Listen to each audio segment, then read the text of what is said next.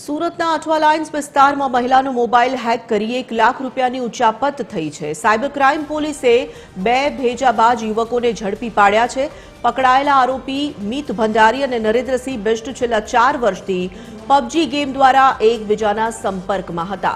આ શખ્સોએ ટેલિગ્રામ અને યુએસડીટી મારફતે નાણાં ટ્રાન્સફર કરી સ્વિગીના કૂપન્સ ખરીદી કૌભાંડ આચર્યું હતું।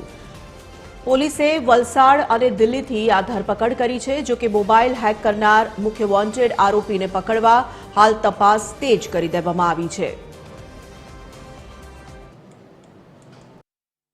ટ્રસ્ટ વોલેટ મારફતે યુએસડીટી પે કરીને પછી આજે મિત ભંડારી છે એમને ત્યાંથી ટેલિગ્રામથી ગિફ્ટ કાર્ડ લીધું અને પછી આ નરેન્દ્રસિંહ બિષ્ટને આપ્યું। ટોટલ એમને 20% ડિસ્કાઉન્ટ મળતું હતું। તો જે આપણે 40,000ની ગિફ્ટ કાર્ડની વાત કરી રહ્યા છીએ એમાં જે નરેન્દ્રસિંહ બિષ્ટ છે એમને ફક્ત 32,000 રૂપિયામાં મળ્યું। તો આ લાલચમાં એ લોકોએ લઈ લીધું। પછી એમને ખબર પડી કે ખરેખર આ તો ફ્રોડનું છે।